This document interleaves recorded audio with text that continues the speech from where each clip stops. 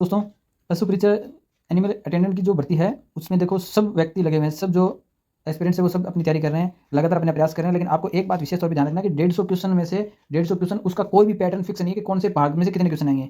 ये बात ध्यान रखना। मैं आपको यहाँ पे आगाह करना चाहता हूँ कि आप एक गलती कर रहे हैं और वो गलती बहुत भारी पड़ सकती है। मैं अभी आपको समझाना चाहता हूँ। इस देखो, 150 क्वेश्चन आएंगे, प्रत्येक अंक एक एक क्वेश्चन एक अंक का होगा, मतलब 150 अंकों की कुल परीक्षा होगी। नेगेटिव 1/4 है। नेगेटिव 1/4 का मतलब क्या हुआ? 4 क्वेश्चनों में से आपका एक क्वेश्चन गलत होगा, 4 क्वेश्चन यदि गलत होंगे तो याद रखना ये नेगेटिव अपने आप में बहुत है। तो यहाँ आपको ज़्यादा से ज़्यादा अटेम्प्ट वो आपको ज़्यादा से ज़्यादा करना है, ये ध्यान रखना। और यहाँ पे एक पोर्शन देखो, सब जो व्यक्ति हैं वो जीके पढ़ रहे हैं, जीके पढ़ने के साथ में सामान्य विज्ञान भी पढ़ रहे हैं और पशुपालन वाला भाग है वो भी पढ़ रहे हैं, मैथ भी पढ़ रहे हैं। लेकिन मेरा जो मानना है वो करंट अफेयर का जो पार्ट है इसको स्किप कर रहे हैं। ये सबसे बड़ा आपका लूज पॉइंट हो सकता है, याद रखना ये बात। लूज पॉइंट हो सकता है सबसे बड़ा ये, क्योंकि मैं आपको जो चयन सेवा बोर्ड है, हमारे आलोक जी हैं, उनका पैटर्न मैं बता देता हूँ। सीईटी 2 सीईटी एग्जाम हाल ही में हो चुकी है, ग्रेजुएशन की हो चुकी है और एक है 12th पास हो चुकी है, दोनों सीईटी। उसके अलावा हॉस्टल अटेंडेंट जो अल्प शिक्षा मंत्रालय है, उसमें जो 12th बेस पे जो पिछली सीटी में हुआ था उसका एग्जाम, 3 एग्जाम। उसके बाद में स्टेनोग्राफर, ये तमाम एग्जाम जो हो रहे हैं, कंटिन्यू जो एग्जाम हो रहे हैं,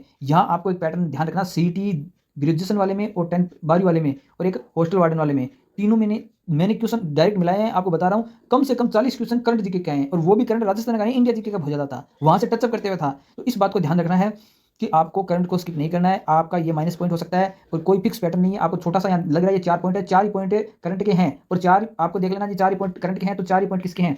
और मैथ के मात्र देख लो, मैथ के छोटे छोटे टॉपिक देख रहे हैं, लेकिन इससे 20 से 25 क्वेश्चन आने वाले हैं, आराम से आएंगे। और पशुपालन वाले भाग में भी देख लेना, 4 ही पॉइंट दे रखे हैं। तो फिर आप पशुपालन वाले भाग अभी देखो, 4 पॉइंट पशुपालन वाले भाग में, 4 पॉइंट करंट में, 4 ही पॉइंट है और सामान्य विज्ञान में कितने, 6 पॉइंट है। तो अगर हम अपने एनालिसिस हमारे दिमाग से करें तो 6 जो पॉइंट है, इसका मतलब विज्ञान सबसे ज्यादा आना चाहिए? नहीं, कोई पैटर्न फिक्स नहीं है। याद रखें ये बात, मेरी ध्यान से ये बात ध्यान रखें, कोई पैटर्न फिक्स नहीं है। यदि पशुपालन वाले भाग को हम ज्यादा पढ़ रहे हैं, उससे उतना ही हमें क्या पढ़ना है, करंट वाला भाग पढ़ना है। पशुपालन वाले भाग है वो 4 पॉइंट है, अच्छी बात आप पढ़ रहे हो, बहुत बढ़िया बात है, सब कुछ तैयार होना चाहिए। लेकिन मैं ये कहना चाह रहा हूँ, मेरा कहने का तात्पर्य है कि आप करंट को स्किप नहीं कर सकते। और यदि आपको करंट है उसमें आपको मात नहीं खानी है, तो इसी चैनल पे मैंने यहाँ पे जो 2023-24 का जितना भी करंट बनता है, 2022 के अंत से लेकर 2023 से 2024 सारे क्वेश्चन जितने भी मोस्ट इंपोर्टेंट बनते हैं, सारे जो क्वेश्चन है उनकी सीरीज हमारी कंटिन्यू चल रही है। 4 से 5 वीडियो मैंने प्लेलिस्ट बना के डाल दी है, वहां से आपके जो क्वेश्चन है वो बाहर नहीं जाने वाले। अगर वो बाहर जाएंगे, ऐसा मान के चलो कि फिर आपको नहीं आने वाले तो किसी को नहीं आने वाले।